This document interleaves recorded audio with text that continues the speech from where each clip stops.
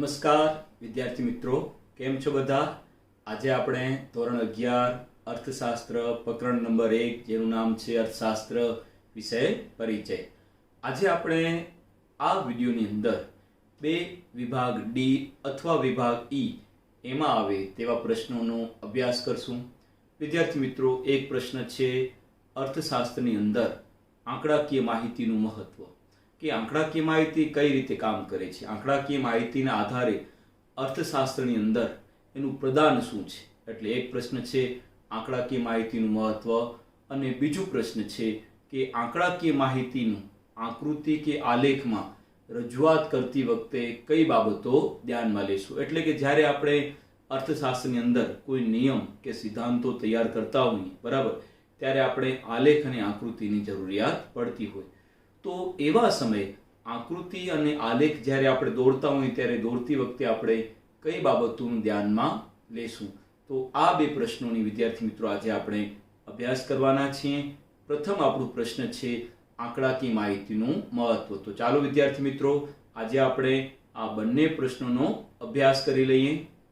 આંકડાકીય માહિતીનું મહત્વ.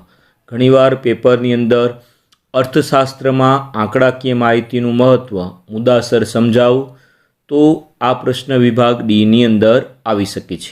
તો વિદ્યાર્થી મિત્રો, ચાલો આપણે આજે આ પ્રશ્નની સમજૂતી મેળવીએ. આ પ્રશ્નના જવાબમાં કુલ 4 મુદ્દા છે. સિદ્ધાંતોની આધારભૂતતામાં વધારો થાય છે, દશા અને દિશાના વલણો જાણવા માટે, એટલે કે અર્થતંત્રની સ્થિતિ અને તેના વલણો જાણવા. ત્રીજો મુદ્દો છે તુલનાત્મક અભ્યાસ માટે, અને ચોથો મુદ્દો છે સંક્ષિપ્તમાં રજૂઆત માટે. તો વિદ્યાર્થી મિત્રો, આપણે પ્રથમ મુદ્દાની વાત કરીએ છીએ. સિદ્ધાંતોની આધારભૂતતામાં વધારો થાય છે, એટલે કે સિદ્ધાંતોની વિશ્વસનીયતામાં વધારવા માટે આંકડાકીય માહિતી ખૂબ જ મહત્વની ભૂમિકા નિભાવે છે. વિદ્યાર્થી મિત્રો, અર્થશાસ્ત્રમાં બે આર્થિક ચલ વચ્ચેના કાર્યકરણના સંબંધોને તપાસીને સિદ્ધાંતો રજૂ કરવામાં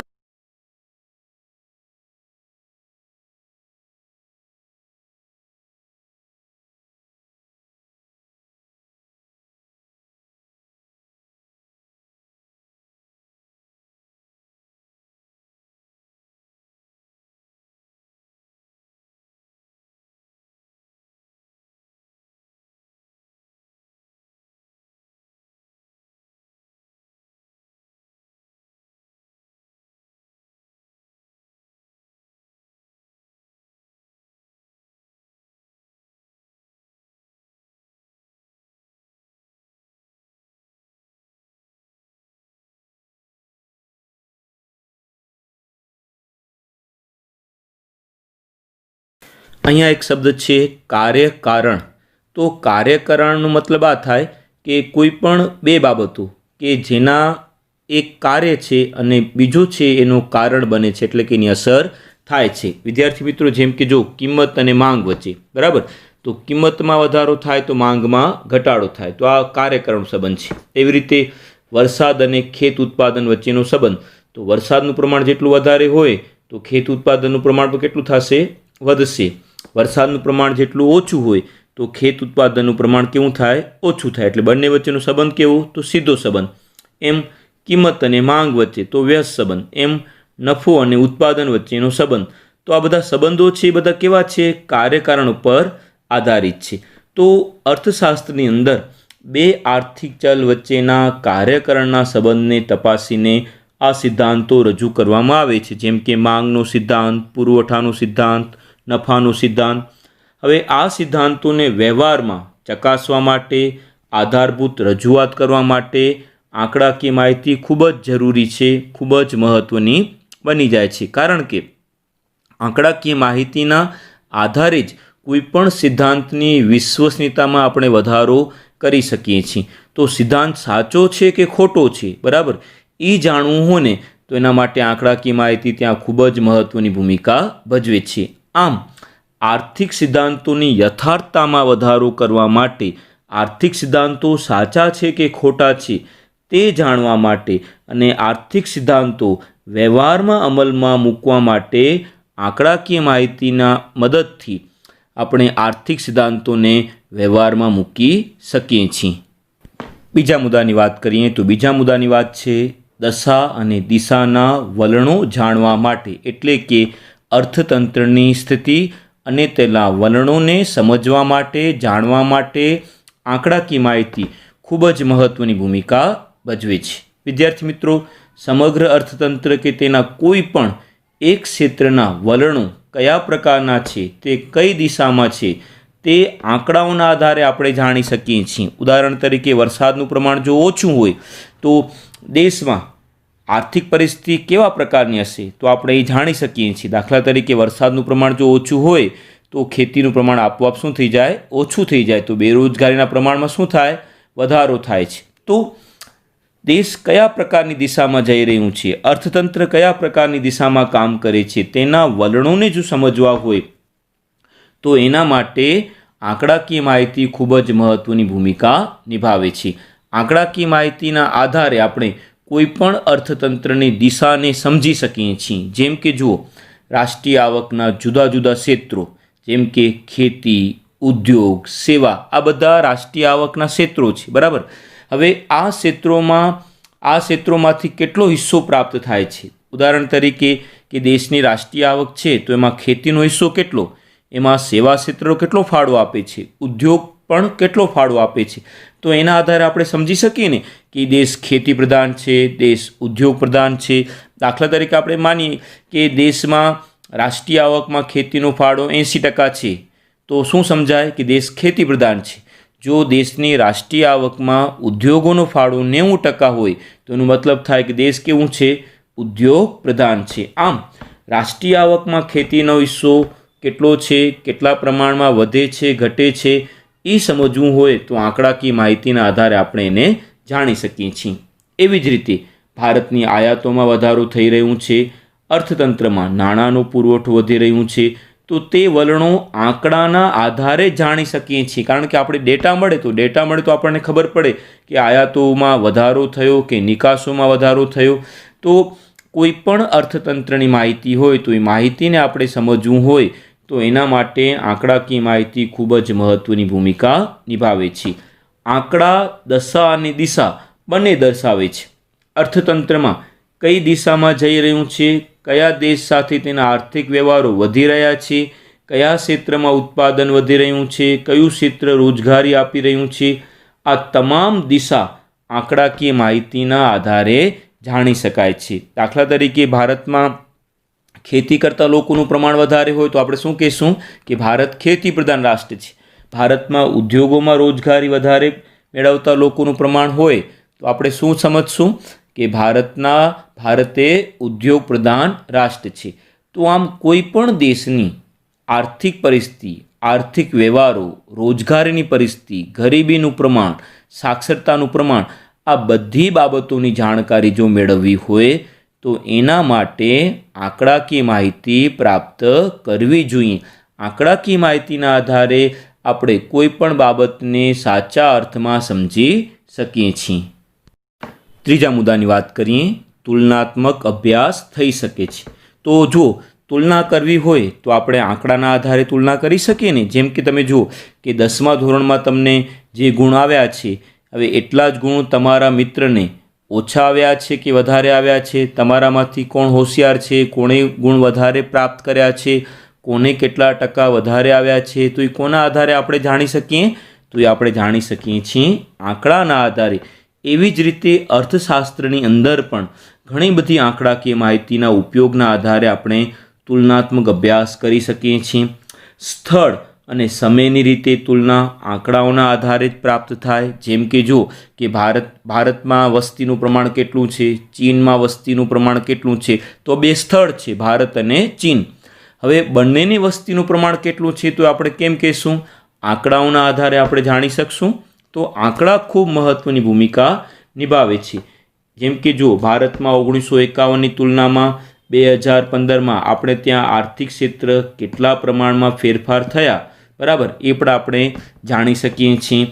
આ ઉપરાંત દુનિયામાં અમેરિકા, ચીન, બ્રિટનની તુલનામાં આપણે ક્યાં છીએ તે જાણવા હોય તો આંકડાકીય માહિતી ખૂબ જ મહત્ત્વની ભૂમિકા નિભાવે છે. એવી રીતે બે દેશો વચ્ચે કોઈ પણ બાબતની તુલના કરવી હોય, જેમ કે જુઓ ભારત અને ચીનની તુલના આપણે સાક્ષરતા, રાષ્ટ્રીય આવક, માથાદીઠ આવક, આયાત, નિકાસ વગેરે પ્રમાણમાં જો આપણે તુલના કરવી હોય તો આપણે તુલના કઈ રીતે કરી શકશું? આંકડાઓના આધારે તુલના કરી શકશું કે આ દેશમાં આયાતનું પ્રમાણ વધારે છે કે આ દેશમાં નિકાસનું પ્રમાણ વધારે છે, આ દેશ વધારે પ્રમાણમાં રાષ્ટ્રીય આવક પ્રાપ્ત કરે છે કે માથાદીઠ આવક વધારે પ્રમાણમાં પ્રાપ્ત કરે છે. તો એ બધી બાબતોને આપણે જો સમજવી હોય તો એના માટે તુલના કરવી પડે. અને તુલના કોનાથી થશે? તુલના થશે આંકડાઓના આધારે. તેથી અર્થશાસ્ત્રમાં તુલનાત્મક અભ્યાસ કરવા માટે પણ આંકડાકીય માહિતી અનિવાર્ય બની જાય છે. હવે ચોથા મુદ્દાની વાત કરીએ તો સંક્ષિપ્ત રજૂઆત માટે પણ આંકડાકીય માહિતી ખૂબ જ મહત્ત્વની ભૂમિકા નિભાવે છે. જેમ કે જુઓ કે અર્થશાસ્ત્રની અંદર ઘણા બધા આર્થિક અભ્યાસો થાય છે. હવે આર્થિક અભ્યાસો મોટાભાગે કેવા હોય છે? તો લાંબા વર્ણનો વાળા હોય છે કે જેની અંદર ખૂબ મોટા પ્રમાણમાં આંકડા આપેલા હોય, મોટા પ્રમાણમાં થિયરી હોય. તો આવા સિદ્ધાંતોને આપણે સમજી શકીએ નહીં. પણ જો આ સિદ્ધાંતો ખૂબ ટૂંકી રીતે સમજવામાં આવ્યા હોય, સંક્ષિપ્ત રીતે રજૂઆત કરવામાં આવી હોય, પ્રતિકાત્મક રીતે એની રજૂઆત જો કરવામાં આવી હોય તો આપણે આ સિદ્ધાંતોને ખૂબ સહેલી ભાષામાં સમજી શકીએ છીએ. જેમ કે માંગનો નિયમ. તો માંગનો નિયમ સમજવું હોય તો ખૂબ ટૂંકી ભાષામાં કિંમત અને માંગની કમ્પેરિઝન કરો એટલે આપણે તરત જ સમજૂતી મેળવી શકીએ છીએ. તેથી વિવિધ આર્થિક બાબતોની માહિતીને સંક્ષિપ્ત રીતે તેમજ સરળ અને ઝડપથી સમજી શકાય તે સ્વરૂપે રજૂ કરવા તેમની આંકડાકીય માહિતીની આકૃતિ અને આલેખ દ્વારા જો દર્શાવવામાં આવે તો એ કોઈ પણ માહિતી ટૂંકી અને સરળ બને. એટલે કે કોઈ સામાન્ય માણસ હોય એ પણ આવા નિયમ સિદ્ધાંતોને સમજી શકે. પણ એના માટે શું હોવું જોઈએ? આંકડાકીય માહિતી. અને આંકડાકીય માહિતી શું કરે છે? તો કોઈ પણ બાબતને સંક્ષિપ્તમાં રજૂ કરી આપે છે. તેથી આંકડાકીય માહિતી તુલનાત્મક વલણો અને સિદ્ધાંતોની સચોટ છતાં પણ ટૂંકમાં રજૂઆત કરે છે કે કોઈ પણ સામાન્ય જનમાનસ હોય એ પણ અર્થશાસ્ત્રના આવા અઘરા અટપટા નિયમોને સમજી શકે. તો આંકડાકીય માહિતી એ એવી ભૂમિકા નિભાવે છે કે જેથી કરીને જે અર્થશાસ્ત્રમાં બહુ મોટા મોટા લાંબા સિદ્ધાંતો આવેલા છે કે જેની સમજ આપણે તરત મેળવી શકતા નથી, તો ટૂંકી રીતે સમજવા માટે આંકડાકીય માહિતી ત્યાં કામ કરે છે. તો વિદ્યાર્થી મિત્રો, આ રીતે આપણે અર્થશાસ્ત્રમાં ખૂબ મહત્ત્વનો એક પ્રશ્ન આંકડાકીય માહિતીનું મહત્ત્વ સમજાવ્યું. તો જોયું ને વિદ્યાર્થી મિત્રો કે અર્થશાસ્ત્રની અંદર આંકડાકીય માહિતી કઈ રીતે મહત્ત્વનું કામ કરે છે કે જેના લીધે સિદ્ધાંતો, નિયમો બરાબર આ બધા સાચા પડતા હોય છે અને વ્યવહારમાં આપણે અર્થશાસ્ત્રની અંદર આ નિયમો સિદ્ધાંતોને વ્યવહારમાં અમલમાં આપણે મૂકી શકતા હોઈએ. પણ કોના આધારે? આંકડાકીય માહિતીના આધારે.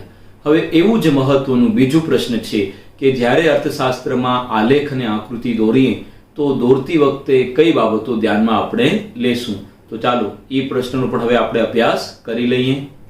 હવે વિદ્યાર્થી મિત્રો, પ્રશ્ન છે આંકડાકીય માહિતીને આકૃતિ કે આલેખમાં રજૂ કરતી વખતે ધ્યાનમાં રાખવાની બાબતો. તો એના જવાબમાં કુલ 3 મુદ્દા છે. આપણે 3 મુદ્દાની ચર્ચા હવે કરીએ. આ પ્રશ્નની પ્રસ્તાવનામાં જોઈએ તો અર્થશાસ્ત્રીય રજૂઆતોમાં, સંશોધનના તારણોમાં, સિદ્ધાંતો, ફલિતાર્થોની વિશ્વસનીયતાનો આધાર આંકડાકીય રજૂઆતમાં છે. આંકડામાં પ્રાપ્ત વિગતોને આલેખ કે આકૃતિમાં પ્રતિકાત્મક રીતે આકર્ષક સ્વરૂપમાં રજૂ કરી શકાય છે. આલેખ આકૃતિ માહિતીને સરળ રીતે સમજાવે છે, પણ તે રજૂ કરતી વખતે કેટલીક બાબતો ધ્યાનમાં લેવી જરૂરી છે. કારણ કે આપણી આલેખ અને આકૃતિના આધારે આપણે કોઈ પણ નિયમ કે સિદ્ધાંતને સમજાવી શકીએ છીએ. તો નિયમ અને સિદ્ધાંત સાચા ત્યારે પડશે જ્યારે આલેખ અને આકૃતિ સાચી હોય ત્યારે. આલેખ અને આકૃતિ પણ એ જ નિયમમાં બનેલા હોય ત્યારે. તો આપણે પહેલા મુદ્દાની હવે વાત કરીએ. પહેલો મુદ્દો છે વિશ્વસનીય પ્રાપ્તિ સ્થાન. એટલે કે જ્યારે આપણે કોઈ પણ આર્થિક સિદ્ધાંતો કે તારણો જેના આધારે આપવામાં આવે છે તે આંકડાકીય માહિતીના પ્રાપ્તિ સ્થાનો વિશ્વસનીય અને સર્વમાન્ય હોય તે ઇચ્છનીય છે, જેમ કે ભારતની આર્થિક પરિસ્થિતિ દર્શાવવા માટેના રાષ્ટ્રીય સર્વેના આંકડા, પછી વિશ્વ બેંકનો રિપોર્ટ કે કેન્દ્ર સરકારની આંકડાકીય સંસ્થા વગેરેના આંકડા વધારે આધારભૂત ગણવામાં આવે છે. કેમ કે આપણે કોઈ પણ જગ્યાએ નિયમ કે સિદ્ધાંતોને સાચા પાડવા માટે આલેખ અને આકૃતિ દોરતા હોઈએ, પણ આ આલેખ અને આકૃતિમાં આપણે આંકડાનો તો ઉપયોગ કરવા પડે. હવે આંકડાઓ કંઈ આપણે ગમે ત્યાંથી તો લઈ ન આવી શકીએ ને, તો એના માટે શું કરાય કે આંકડા જ્યાંથી પ્રાપ્ત થતા હોય તે જગ્યા, તે આંકડાનું માહિતીનું સ્ત્રોત કેવું હોવું જોઈએ, તો વિશ્વસનીય હોવું અનિવાર્ય છે. જેમ કે જો વિદ્યાર્થી મિત્રો, આપણા દેશમાં દર 10 વર્ષે વસ્તી ગણતરી થાય છે. હવે વસ્તી ગણતરીના આંકડા આપણને મળે તો એ આંકડાના આધારે આપણે શું કરીએ, કોઈ પણ વસ્તી વિષયક બાબતને આપણે રજૂ કરતું હોય તો આલેખ કે આકૃતિમાં રજૂઆત કરવા માટે આ વસ્તીના આંકડા ખૂબ જ ઉપયોગી સાચા થાય છે. એવી રીતે રાષ્ટ્રીય સર્વે છે કે બેરોજગારીના આંકડા છે, તમને ખ્યાલ હોય તો NSSO, એના આંકડા પણ ખૂબ જ મહત્ત્વના છે. એવી રીતે કોઈ આંકડાકીય માહિતી હોય તો આંકડાકીય માહિતી માટે તમને યાદ હોય તો RBIની કોઈ પણ વેબસાઇટ હોય, બરાબર, જે વિશ્વસનીય છે, તો RBIના આંકડા હોય. આંતરરાષ્ટ્રીય વેપાર કરવું હોય તો ભારત સરકારના વેપાર ખાતાના આંકડા હોય. તો સાચા આંકડા કે જેના શું થાય કે જેનાથી આપણે ખબર પડે કે જે આંકડાના આધારે આલેખ કે નિયમ કે સિદ્ધાંતો આપણે તારવ્યા છે તે સાચા છે, એની જે માહિતી આપવામાં આવેલી છે કેવી છે, તો વિશ્વસનીય છે. એટલે જ્યાંથી આપણે આંકડા મેળવીએ તે આંકડાના પ્રાપ્તિસ્થાન કેવા હોવા જોઈએ, તો વિશ્વસનીય હોવા જરૂરી છે. હવે આપણે બીજા મુદ્દાની વાત કરીએ, સ્વતંત્ર ચલ અને પરતંત્ર ચલ. હું તમને સાવ એની સામાન્ય વ્યાખ્યા આપું ને, તો તમે જ્યારે આલેખ દોરતા હો ત્યારે કે આકૃતિ દોરતા હો ને ત્યારે આપણે બે ધરી હોય છે. એક ધરી હોય છે એક્સ ધરી અને બીજી હોય છે વાય ધરી. હવે એક્સ ધરી પર આપણે જે કાંઈ પણ માહિતી લખીએ એને કહેવાય સ્વતંત્ર ચલ, અને વાય ધરી પર આપણે જે કાંઈ પણ માહિતી લખીએ એને કહેવાય પરતંત્ર ચલ. તો આલેખ અને આકૃતિની રજૂઆત કરતી વખતે સ્વતંત્ર ચલ અને પરતંત્ર ચલ કયા છે તેનો ખ્યાલ હોવો જરૂરી છે, અને આલેખ અને આકૃતિમાં તે દર્શાવવા અનિવાર્ય છે. તેથી બે કે તેથી વધુ ચલો વચ્ચેનો સંબંધ આલેખ કે આકૃતિમાં રજૂ થાય ત્યારે યાદ રાખવું જોઈએ કે સ્વતંત્ર ચલ હંમેશા ક્યાં હોય, આડી ધરી ઉપર, અને પરતંત્ર ચલ હંમેશા ક્યાં હોય, તો ઊભી ધરી ઉપર. હવે વિદ્યાર્થી મિત્રો, સ્વતંત્ર ચલ કયા છે અને પરતંત્ર ચલ કયા છે એ પણ આપણે ખ્યાલ હોવો જોઈએ. તો જો દેશ, વર્ષ, વરસાદ આ બધા કેવા છે, સ્વતંત્ર ચલ છે, કારણ કે એમાં આપણે બદલાવ કોઈ લાવી શકતા નથી. આપણે ભારતનું નામ ભારત જ રાખશું, બરાબર, એના બીજા કોઈ નામ નહીં રાખી શકીએ. એવી રીતે તમે જુઓ કે વરસાદ પડ્યો તો વરસાદ જેટલો પડ્યો એટલા જ આપણે આંકડા આપી શકીએ, બરાબર છે. એવી રીતે વર્ષ છે, તો એમાં જેમાં આપણે કોઈ ફેરફાર ના કરી શકીએ એને સ્વતંત્ર ચલ કહેવામાં આવે છે. અને જેના આંકડા વારંવાર બદલાઈ જતા હોય ને એને કહેવાય પરતંત્ર ચલ. જેમ કે જુઓ, વસ્તી, આવક અને ઉત્પાદન, તો એ બધા કેવા છે, પરતંત્ર ચલ છે, કારણ કે આંકડા બદલાઈ જાય છે. જેમ કે વસ્તી, તો 1901, 1951, 1991, 2001, 2011, તો વસ્તીના આંકડા બદલાઈ ગયા. એવી રીતે આવક, તો આવક 1901માં કેટલી હતી, જેમ કે રાષ્ટ્રીય આવક હોય કે માથાદીઠ આવક હોય તો એનું પ્રમાણ તો બદલાઈ જાય. તો જે બદલાઈ જાય ને એને કહેવાય પરતંત્ર ચલ.